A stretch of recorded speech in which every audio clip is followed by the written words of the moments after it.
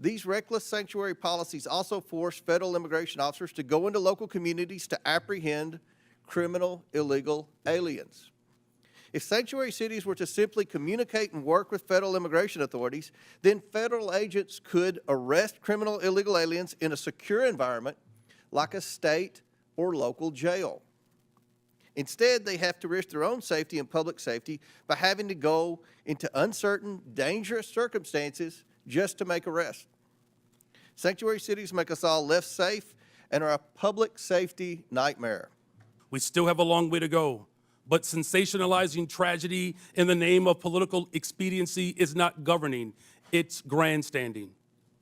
Every violent crime is devastating, but scapegoating entire communities is not only misleading, it is unjust and it is beneath us. So let me be clear. Chicago's Welcoming City Ordinance and our other laws and policies do not lead to more crime. They do not prevent cooperation with federal law enforcement on criminal matters, and we do not harbor criminals. We arrest them. The type of coordination that happens between our local law enforcement and our communities is paramount to building trust and keeping our communities safe.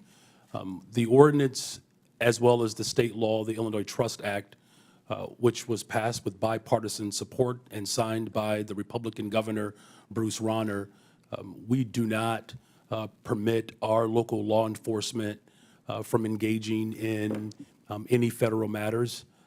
With a criminal warrant, our city and our state will cooperate with the federal government, but without a criminal warrant, our local law enforcement focuses in on local issues to keep the people of Chicago safe.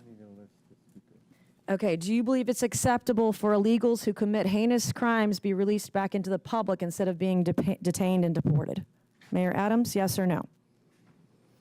Anyone break a crime? Yes or no? This is not hard, yes or no? Anyone that break a crime should be detained. Okay, Mayor, yes or no?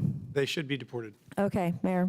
Any individual that Yes or causes no? harm Yes or and no? breaks Okay, the Mayor law Wu? should be held accountable. This is why you have 6% approval rating, because you suck at answering questions. Mayor Johnson, Chicago. How much has the city of Chicago spent on illegal immigration?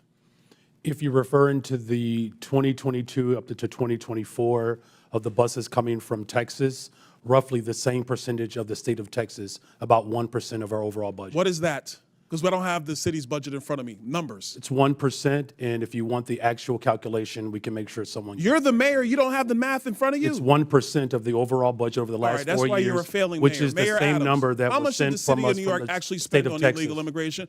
Mayor Johnson, I already asked you. You don't have a hard number, and if you don't have a hard number, you're not running your city well. Okay, and you look at the level of violent criminals, sexual offenses, and drug dealers. All violent crime is down in Chicago. In fact, just this year alone, Congressman, respectfully, there's a 20% decrease in violent crime in the city of Chicago. I don't agree with your statistics. Well, it's not a matter of whether or not you agree with it. It's a matter of whether it's a Let me reclaim my fact. time, because I thought you might do this. And when I hear your answer, no one in this room should be surprised that your approval rating is 6.6%.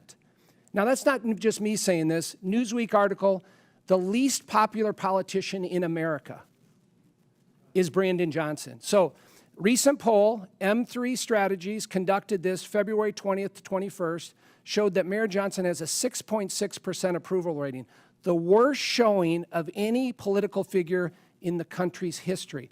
We've invested $1.25 billion for housing and economic development, particularly for Black Chicago. It's the largest investment in the history of Chicago. 45% increase in youth employment, particularly for Black and brown children. I will not apologize for my investments in the people of Chicago.